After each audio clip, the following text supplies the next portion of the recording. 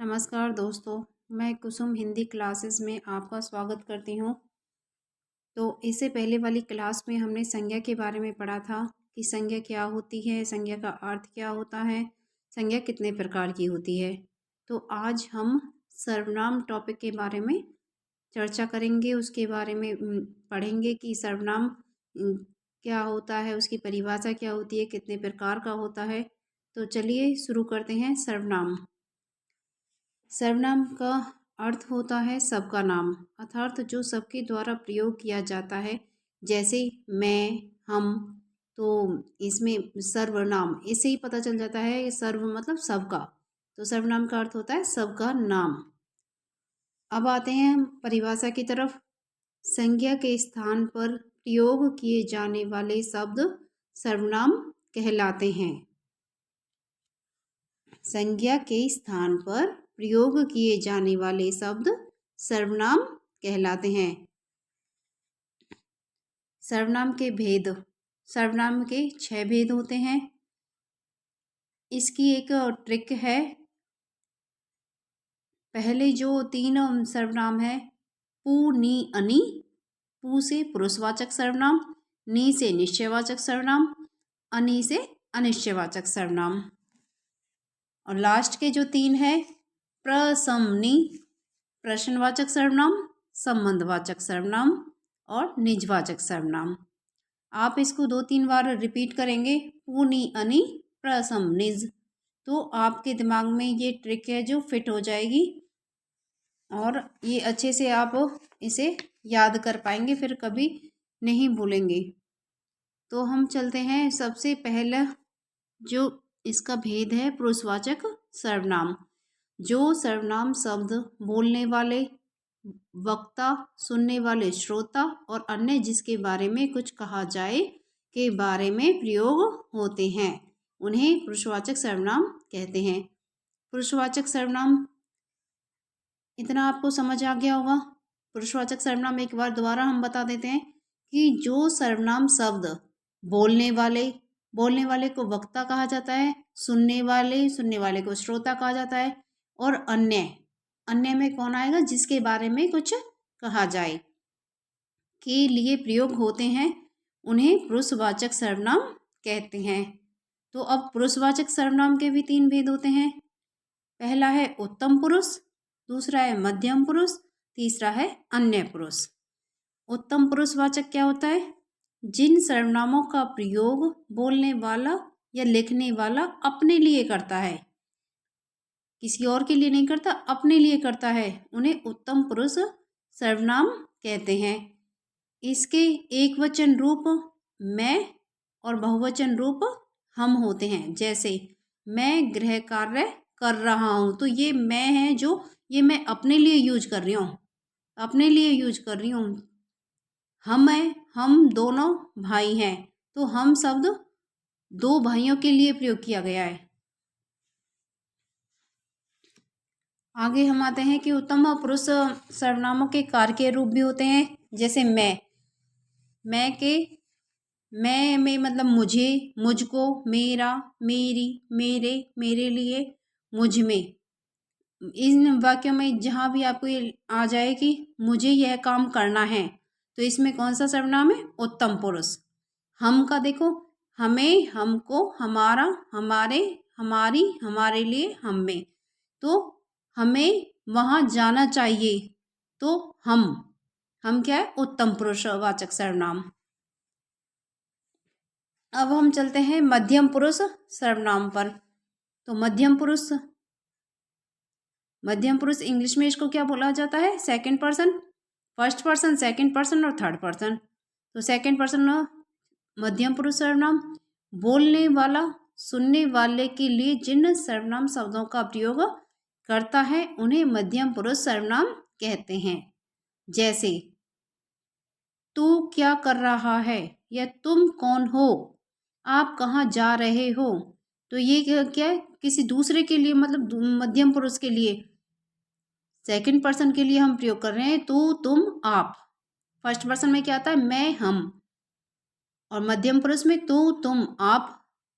अब इनके भी, मध्यम पुरुष के भी कार्य के रूप होते हैं। तू का देखिए, तू का है तूने, तुझे, तुझको, तुझसे, तेरे लिए, तेरा, तेरी, तेरे। तुम में आएगा तुमने, तुम्हें, तुमको, तुमसे, तुम्हारे लिए, तुम्हारा, तुम्हारी। आपका देखिए आपने, आपको, आपसे, आपके लिए, आपका, आपकी। तो ये तू, तुम और आप के कार्य के रूप हैं। अगर किसी वाक्य में आ जाए कि तुझे वहाँ जाना चाहिए, तो ये कौन सा इसमें वाक्य में आ जाए कि इसमें कौन सा सर्वनाम है, तो मध्यम पुरुषवाचक है। तुम कहाँ जा रहे हो या तुम कहाँ जाओगे, तो ये मध्यम पुरुष है।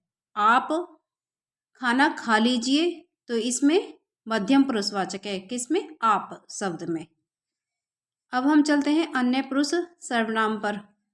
वक्ता या लेखक, जिन सर्वनामों का प्रयोग श्रोता के अलावा अन्य, श्रोता कौन होता है, सुनने वाला, श्रोता के अलावा अन्य लोगों के लिए करता है, उन्हें अन्य पुरुष सर्वनाम कहते हैं। जैसे यह, ये, वह, वे। अन्य पुरुष के भी कार्य के रूप होते हैं। यह का देखिए, यह का है इस, इसे, इससे, इसको, इसकी, इसके, इसके लिए। जैसे इसके लिए फल लाओ, तो इसमें कौन सा सर्वनाम है, अन्य पुरुषवाचक सर्वनाम। वह, उस, उसे, उससे, उसको, उसकी, उसके लिए, उसमें। तो उसे कुछ काम करने दो, तो ये अन्य पुरुषवाचक, उसे में क्या है, अन्य पुरुषवाचक सर्वनाम है। ये, इन, इन्हें, इनसे, इनके लिए, इनका, इनकी, इनके लिए। तो इतना आपको समझ आ गया होगा कि सर्वनाम क्या होता है। सर्वनाम का अर्थ होता है सबका नाम जो सबके द्वारा प्रयोग किया जाता है, जैसे मैं, हम। इसकी परिभाषा भी आपने देख ली। संज्ञा के स्थान पर प्रयोग किए जाने वाले शब्द सर्वनाम कहलाते हैं। सर्वनामों के भेद भी आपने पढ़ लिए। सर्वनामों के 6 भेद होते हैं। इसकी हमने एक ट्रिक बताई थी, पू, नी, अनी, प्रसम, निज। तो पू से पुरुषवाचक सर्वनाम, नी से निश्चयवाचक सर्वनाम, अनी से अनिश्चयवाचक सर्वनाम, प्र से प्रश्नवाचक सर्वनाम, सम से संबंधवाचक सर्वनाम, निज से निजवाचक सर्वनाम। पुरुषवाचक सर्वनाम के बारे में भी हमने पढ़ लिया कि पुरुषवाचक सर्वनाम क्या होता है, इसमें किस किस की मुख्य भूमिका होती है। बोलने वाला, इसमें कौन कौन होता है, बोलने वाला, सुनने वाला और अन्य। मतलब तीनों ही पुरुष इसमें विद्यमान होते हैं, रहते हैं। और इसके 3 पार्ट भी किए हैं, उत्तम पुरुष, मध्यम पुरुष और अन्य पुरुष। उत्तम पुरुष में मैं और हम, इनके कार्य के रूप भी हमने आपको बताए। तो कार्य के रूप में मुझे, मैं का, मुझे, मुझको, ये सब आपको समझ आ गया होगा। मध्यम पुरुष में तू, तुम, आपका प्रयोग किया जाता है। अन्य पुरुष में यह, ये, वह, वे। अब हम चलते हैं, पू तो हमारा हो गया। अब हम चलते हैं नी की तरफ। नी मतलब निश्चयवाचक सर्वनाम। इसकी परिभाषा देखिए, किसी पास या दूर के व्यक्ति, वस्तु या स्थान का संकेत करने वाले सर्वनाम निश्चयवाचक सर्वनाम होते हैं। जैसे यह, ये, वह, वे। इन्हें संकेतवाचक सर्वनाम भी कहा जाता है। निश्चयवाचक सर्वनाम का एक और नाम क्या है, संकेतवाचक सर्वनाम। जैसे यह मेरी घड़ी है, मतलब किसी और की घड़ी नहीं है, यह मेरी घड़ी है, ये निश्चित है ये बात। वे मेरी किताबें हैं, तो वे जो हैं वो मेरी किताबें हैं और किसी और की नहीं है।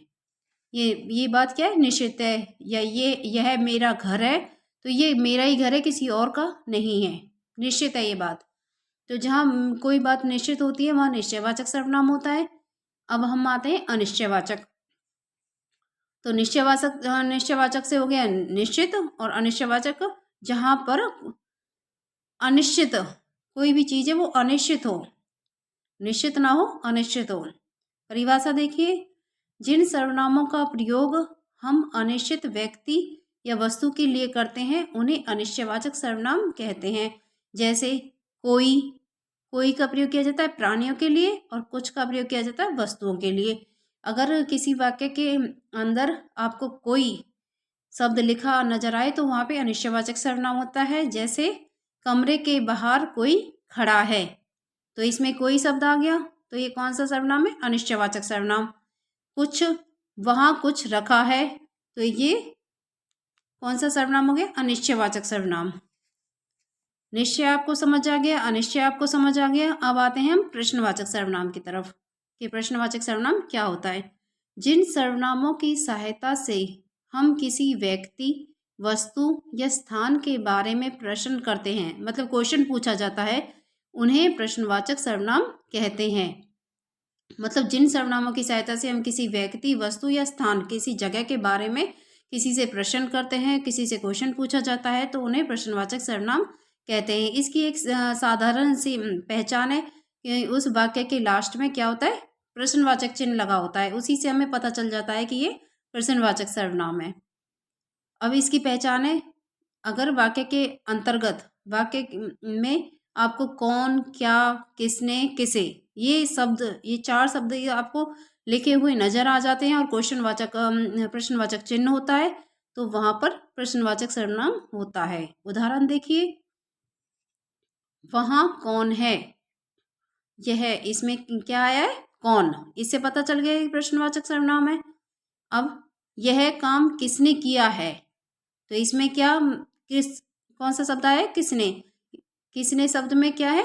प्रश्नवाचक सर्वनाम। इससे हमें पता चल रहा है कि इसमें प्रश्नवाचक सर्वनाम है। इसे तो सब लोग आसानी से पहचान ही लेंगे कि प्रश्नवाचक सर्वनाम, प्रश्नवाचक चिन्ह से ही इसकी पहचान हो जाती है। अब आते हैं हम, 5वां है हमारा संबंधवाचक सर्वनाम। इसकी परिभाषा, जिन सर्वनामों से वाक्य में प्रयुक्त दूसरे सर्वनामों से संबंध स्थापित किया जाता है, जैसे, उन्हें संबंधवाचक सर्वनाम कहते हैं। जिन सर्वनामों से वाक्य में प्रयुक्त दूसरे सर्वनामों से संबंध स्थापित किया जाता है, मतलब 2 सर्वनामों के बीच में संबंध स्थापित किया जाता है, वहां पर संबंधवाचक सर्वनाम होता है। जैसे, जो, वह, जैसा, वैसा, यानी जैसा करोगे वैसा भरोगे। जो मेहनती होता है उसे सफलता जरूर मिलती है, तो इसमें जो और वह का जो कार्य रूप है वो उसे भी होता है, तो उसे आ गया, और जैसा वैसा आ गया। इससे हमें पता चल गया कि 2 सर्वनामों के बीच में संबंध दिखाया जा रहा है, इसलिए यहाँ कौन सा सर्वनाम है? संबंधवाचक सर्वनाम। अब हम आते हैं, छठा हमारा है निजवाचक सर्वनाम। जो सर्वनाम स्वयं खुद के लिए प्रयुक्त किया जाता है, मतलब कोई व्यक्ति स्वयं के लिए कुछ प्रयुक्त करता है जिस सर्वनाम को, वो कौन से सर्वनाम होते हैं? निजवाचक। निज का मतलब होता है अपना, तो जब हम अपने लिए कुछ प्रयोग करते हैं तो वहां पर निजवाचक सर्वनाम होता है। इसकी पहचान क्या है? जैसे किसी वाक्य के अंतर्गत आपको आप शब्द लिखा मिल जाए, स्वयं, खुद, अपने आप, मतलब यह काम अपने आप कर लीजिए, तो इसमें अपने आप आ गया, तो आप वहां पर चले जाइए, तो यहाँ पे आप आ गया, तो ये निजवाचक सर्वनाम है। जैसे आप स्वयं ही उससे मिल लीजिए, तो यहाँ पर स्वयं भी आ गया और आप भी आ गया, तो इसमें निजवाचक सर्वनाम है। तो आपको पहचान हुई। पुरुषवाचक सर्वनाम हमने पढ़ लिया, इसके 3 पार्ट होते हैं, उत्तम पुरुष, मध्यम पुरुष और अन्य पुरुष। इनके कार्य रूप भी हमने देख लिए, इसकी ट्रिक भी हमने देख ली। पू, नी, अनि, प्रसम, निज। पू से पुरुषवाचक सर्वनाम, नी से निश्चयवाचक सर्वनाम, अनि से अनिश्चयवाचक सर्वनाम, प्र से प्रश्नवाचक सर्वनाम और सम से संबंधवाचक सर्वनाम और निज से निजवाचक सर्वनाम। तो हमें निश्चयवाचक सर्वनाम के बारे में पता चल गया, जिसमें बात निश्चित होती है वो निश्चयवाचक सर्वनाम होता है। और अनिश्चयवाचक सर्वनाम का एक और नाम है, निश्चयवाचक की जगह अगर संकेतवाचक लिखा आ जाए, वाक्य आ जाए कि यह मेरी घड़ी है, और उसमें निश्चयवाचक ना हो, कोई संकेतवाचक सर्वनाम लिखा हो ऑप्शन में, तो हम संकेतवाचक सर्वनाम को टिक करेंगे। तो अब हम, ये सर्वनाम हमारा कंप्लीट हो गया, पूरा हो गया। संबंधवाचक भी आपको समझ आ गया, प्रश्नवाचक की तो आसान पहचान है, निजवाचक भी आपको समझ आ गया। अब हम चलते हैं इसके अभ्यास कार्य की तरफ। मैं उम्मीद करती हूँ कि आपको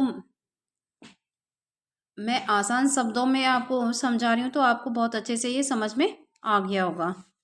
अभ्यास कार्य, तो पहला प्रश्न है हमारा कि मुझे किस प्रकार का सर्वनाम है, तो मुझे किस में आया था? उत्तम पुरुष में। तो ये उत्तम पुरुषवाचक सर्वनाम है। अगर उत्तम पुरुष ऑप्शन में ना हो तो पुरुषवाचक सर्वनाम लिख सकते हैं, और अगर उत्तम पुरुष दे रखा है तो हम उत्तम पुरुषवाचक सर्वनाम लिखेंगे। दूसरा है आप भला तो जग भला।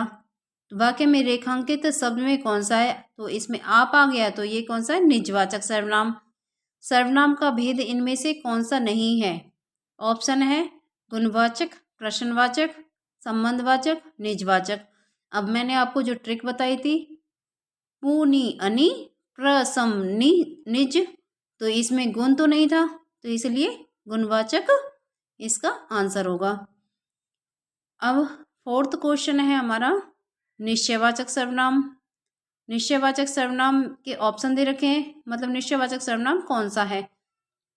तो इसमें ऑप्शन है क्या, कुछ, कौन, यह। तो इसमें निश्चयवाचक सर्वनाम आप आसानी से बता सकते हो कि यह निश्चयवाचक सर्वनाम है। पांचवा हमारा प्रश्न है दरवाजे पर कोई आया है में कौन सा सर्वनाम है? तो मैंने आपको बताया था, ऑप्शन है संबंधवाचक, अनिश्चयवाचक, प्रश्नवाचक और निजवाचक। तो हमने आपको बताया था कि कोई और कुछ, जहाँ पर भी जिस भी वाक्य में आपको कोई या कुछ लिखा नजर आ जाए तो वहाँ पर कौन सा सर्वनाम होता है? अनिश्चयवाचक सर्वनाम होता है। तो इसका आंसर अनिश्चयवाचक सर्वनाम है। आगे चलते हैं। दिए गए सर्वनामों से खाली स्थान भरिए। उनको, तुम्हारी, उससे, किसी, जो, उसे। तो खाली स्थान दे रखा है, खाली स्थान देर से